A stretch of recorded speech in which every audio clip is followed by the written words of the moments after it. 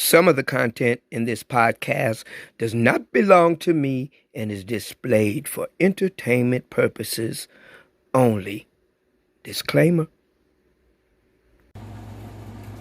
The Goldie Gossip Podcast.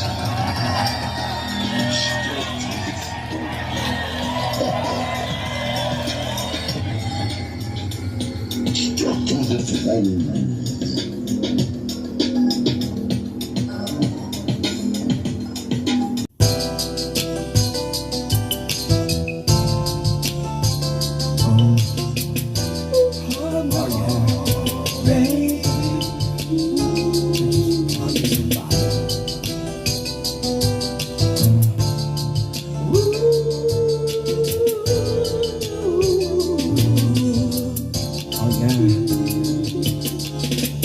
Sitting here looking at a photo of you and thinking about the things that we could do.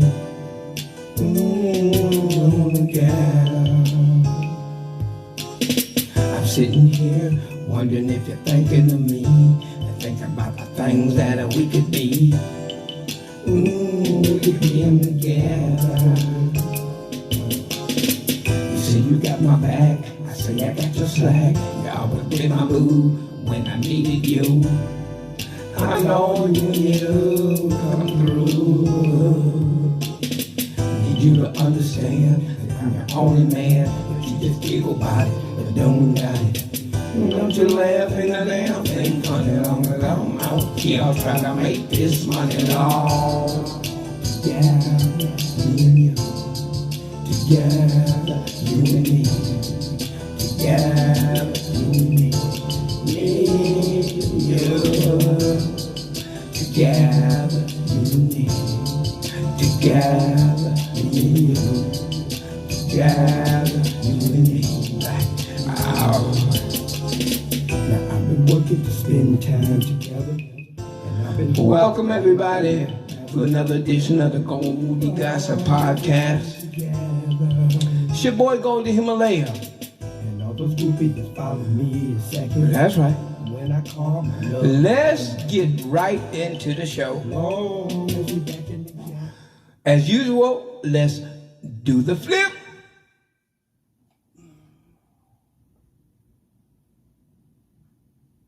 Cut that off.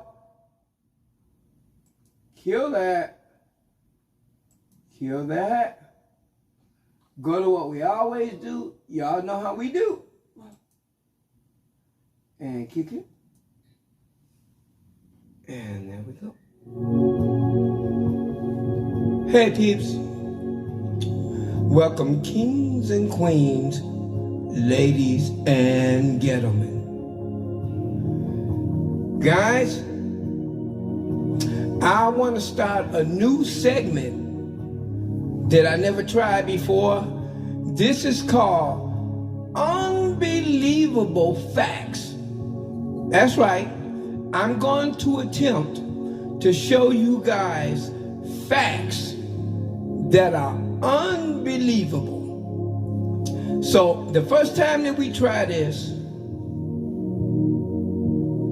it's gonna be,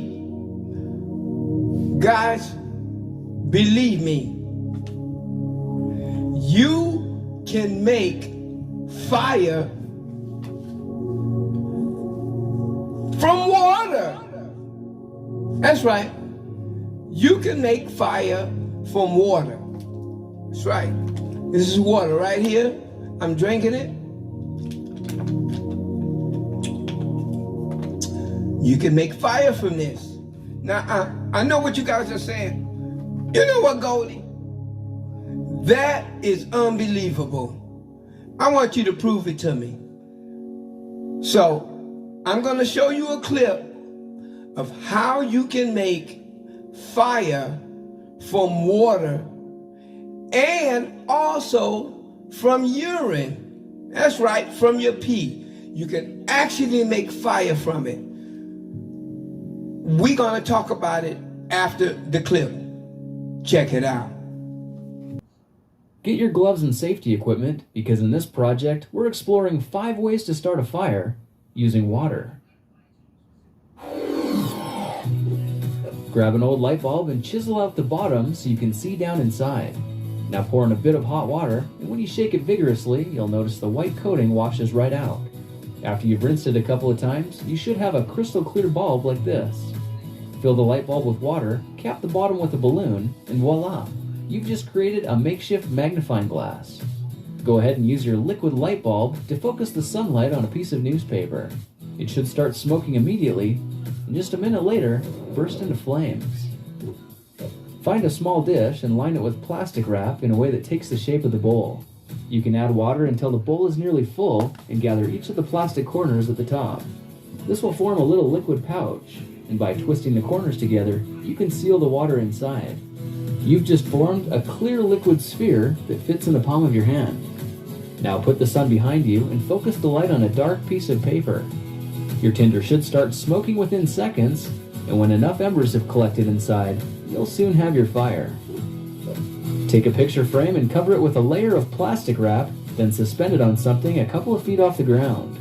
Now carefully pour hot water onto the plastic, and as you do, it'll begin to sag, forming a natural and effective liquid lens.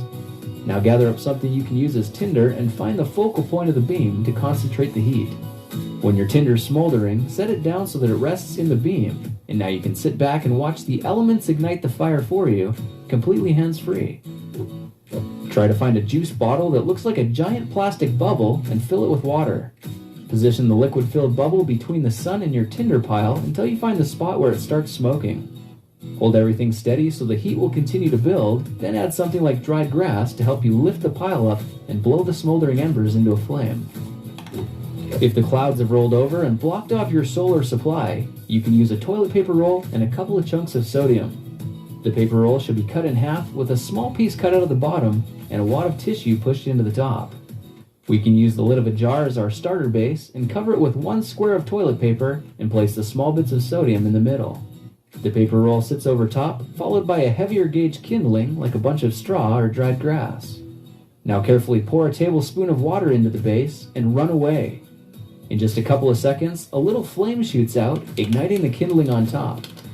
You can see how this would stoke a blazing fire in just a matter of seconds.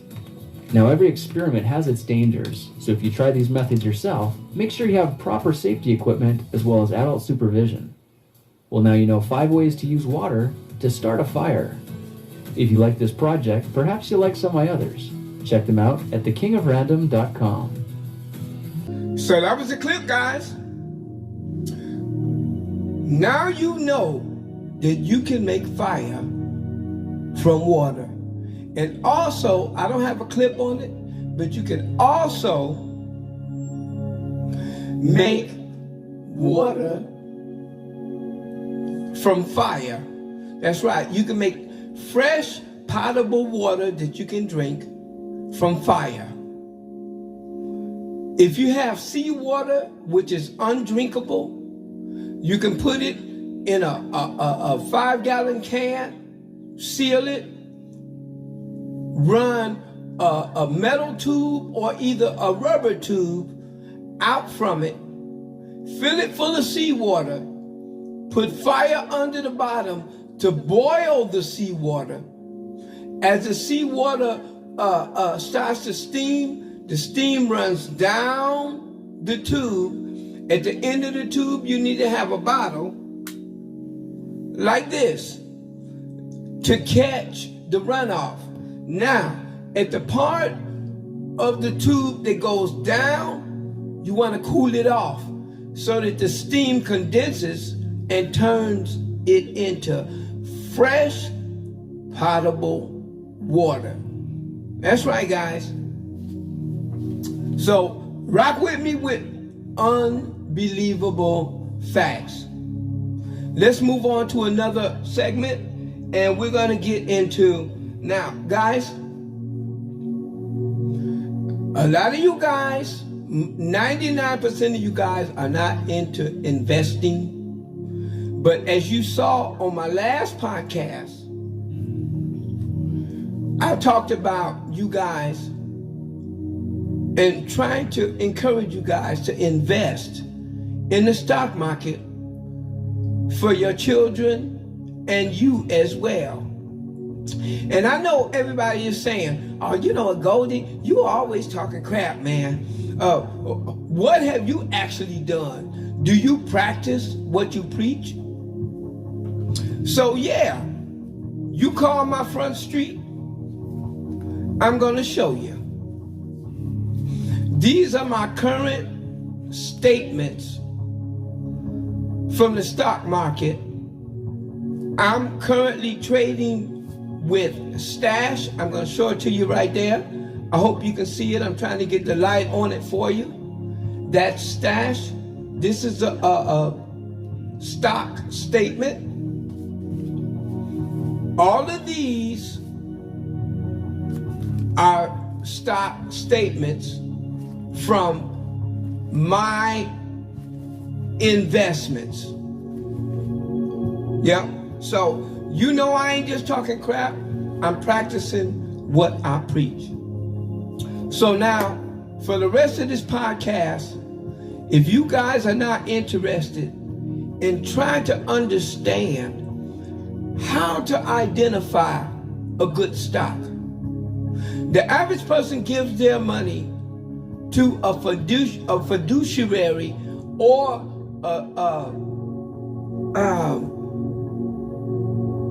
a stock investor, someone who knows what they're doing. All right, you know what? When you give your money to them, you're crossing your fingers and hope that they make money for you. They don't care if they make money for you or not, because they're gonna make money either way. Nobody is gonna have more interest in your money than you. So the way to understand what they understand, they're no smarter than you. Don't you think that a stock advisor knows more? Well, you know, from an experience point of view, they do know more than you, but you can learn what they learn. And before I go any further, I want to say this. I am not a fiduciary, and I am not qualified to give any stock information, as well as my teacher, the Wall Street Trapper. The information that I'm giving you is from my experiences only, and it is only for entertainment purposes. So with that being said, the rest of this podcast, I'm going to show you a clip of the Wall Street Trapper. He's my teacher, and he is excellent. He gives you enough information for free. If you take notes and you listen to his podcast, you will learn how to pick your own stocks effectively.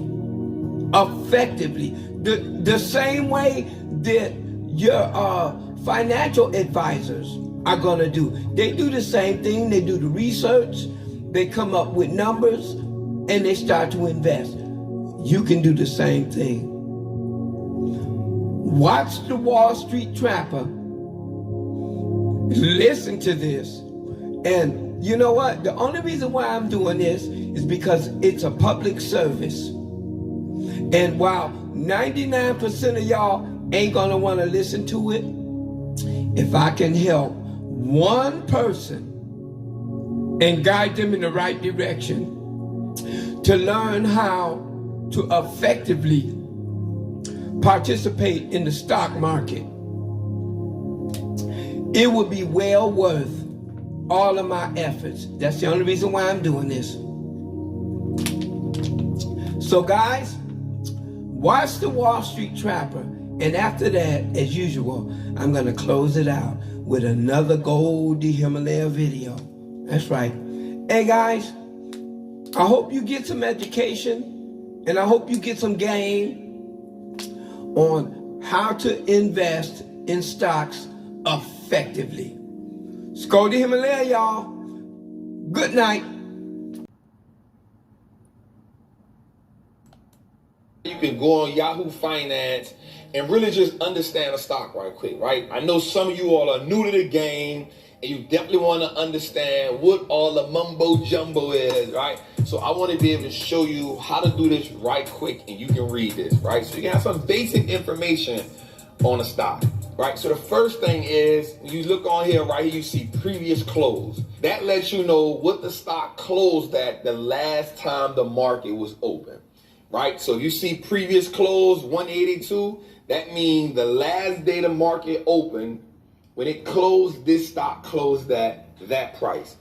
Open, this tells you what the stock opened at the next day, right? Or the day you're looking at it. That's what that tells you. All right, we can go to bid and ask. That's telling you what people have bid on it over the last day. This tells you what people have asked on it. That's cool. You don't really too much care about that. The next one says days range.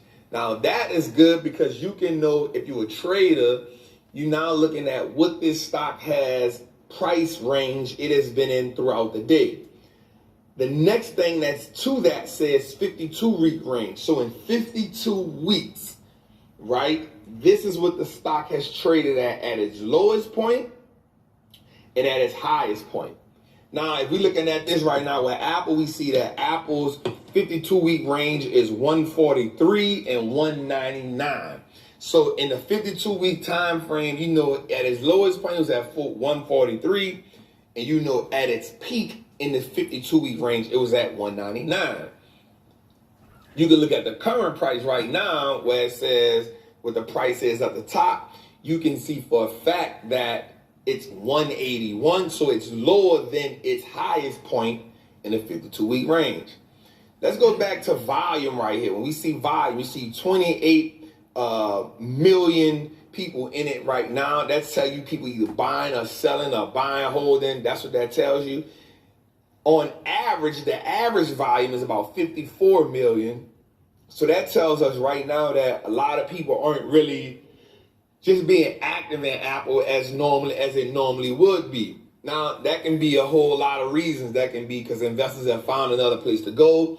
Apple may not be attractive to it right now, but we can just use any stock for that at the moment. I also want to look at right here where it says market cap. Well, you see Apple is a $2.8 trillion market cap. All that simply is looking at how many shares that Apple have in the game outstanding times the stock price. So Apple has about 16 billion shares. So those shares times the stock price give us a market cap. That's how the market cap goes up and down. So notice that sometimes you'll see Apple has a $3 trillion market cap, or Apple has a $2.7 trillion market cap. Well, if you see Apple go up to if Apple goes up to maybe like $210, $220, you'll see Apple go up to a $2.9 trillion market cap. So as the stock price goes up, so does the market cap, and that goes up. They don't add new shares. The stock price times those shares is how that market cap keep changing. All right, so beta, this is the next one, beta. So beta tells us how risky the stock is, right? So anything with a beta of 1 and under, those stocks typically have low risk, and the reward is kind of low too. Anything with a beta of over 1, those stocks typically have a higher risk, but the reward is often higher. Don't disregard that beta. Also, that beta is going to judge the vitality of that stock. That beta of 1, so if you find a stock with a beta of 1, then you can probably know that it ain't going to really go too up, too down. It's probably going to be in that space. But a beta of above 1, it can definitely move around. Now, let's get into something interesting right here. P/E ratio, price to earnings. This is a surface level metric on how well priced a stock is in profitability. So right now, Apple has a 28 PE ratio, right? So that means you are paying $28 for $1 of the company profit in essence. Right? You're paying $28 for $1 of the stock's profit. Now, what I love about that is Oftentimes, we can look at the market, the S&P 500, and see what that PE ratio is, and you can tell if the S&P 500 is expensive or not. So normally the S&P 500 has a PE ratio of anywhere between 14 and 17. So anytime the S&P starts to get around 19 or 20, you know that the S&P as a whole, that's how we know the market is expensive. We'll say that again. That's how we know if the PE ratio of the S&P 500, which is your VOO or your SPY, is anywhere between 14 and 17. So if you want to know if the market is expensive, you can say, what's the PE ratio of the S&P? And if it's at 19 or 20, then you can say the market is kind of expensive. Now, if you're looking at this PE ratio of Apple when it says 28, one of the another things you can do is go say, what's the average? You can type that in, PE ratio of Apple, and you'll get that, right? Next one, earnings per share. Earnings per share. What earnings per share tells us, it tells us how much money a stock has made, a company has made per share after it sells everything off. So watch this. Apple has 16 billion outstanding shares. Those are the shares that me and you buy. Those are the shares that the shareholders buy. Those are the shares that the banks buy. Everybody. Now, Apple's current price is $181.37. But watch this. Apple makes $6 of earnings per share. So $6 times 16 billion, right? So when you're listening to an earnings call and it says Apple made $1.52 earnings per share or $2 earnings per share, they're saying once they paid everything off, this is what that is. So they'll say like Apple recorded $16 billion or $8 billion in earnings. And so they'll take that and divide it by the shares to come up with a number per share. When you're looking at the market, they always judge things financially on a per share basis, right? Per share basis. That's important to know because when you're looking at did a company make earnings or did a company miss earnings, they're always going to judge it based on that overall number, and they're always going to come back and say they did this per share. So just remember that when it comes to earning, right? Also, those earnings that they make come from everything that they do. That comes from investments, that comes from business, that comes from operational costs, that comes from loans, that can come from bonds. Anything that cashed in that quarter as cash will be considered earnings per share. So just know that. Keep that in mind, right? Next, we're going to look at the dividend yield. So I like to use this metric as this. So Apple has a 96-cent dividend. That yield is 0.53%. Think about it like this. This is how you can know it. That 0.53% is the percentage of the stock price that they are paying us in dividends. All right, watch this.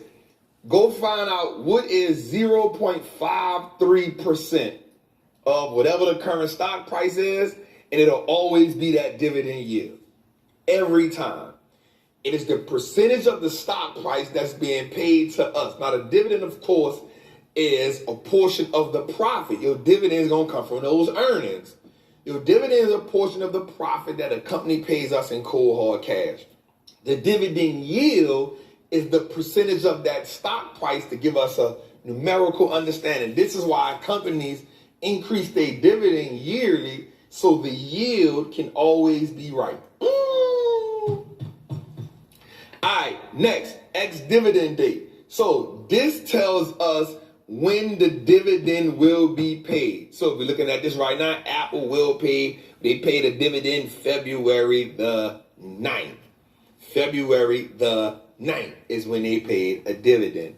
And last but not least, one of the things we're going to look at is we're going to look at this 1 year target. So this saying in 1 year, they're estimating that Apple should hit a $201 stock price. A $201 stock price. Right now, one thing I did miss that I want to tell you is when you go to it, the top, AAPL, that is the ticker symbol. So that is, I like to call it a company's nickname in order to be traded on the stock market. A company has to have a nickname to be traded on the stock market. Everybody get one. Apple's is AAPL, and that tells us that Apple, how it's traded. Now they can have, there's another company on, and you need that because you would think it would be APL, but there's another company called Apple Hospitality, which is a REIT, and there's APLE. So AAPL is Apple ticker symbol. Also, on the side of that, you see these numbers. These numbers tell you the dollar amount that Apple is down, and then the percentage that Apple is up or down, or any company. So you see the ticker symbol, next you'll see the stock price, and on the side of that you'll see red or green. Green means the stock is up, however many dollars, however many cents, and that percentage that's in the parentheses tells us the percentage that is down. So if we're looking at Yahoo Finance right quick, you'll see ticker symbol, you'll see stock price, and then you'll see some statistics. You'll see those things. So I hope I helped you out just now with that. This is just my people want to get in the game right quick. You want to do a quick breakdown. You don't really know what you're looking at. Boom, we just did it, man. It's your boy, the Wall Street Trapper. Make sure you like, make sure you subscribe to the channel. Also, make sure you check out our show, Trapping Tuesdays, each and every Word trap. 7 p.m. Word trap. Salute. Salute.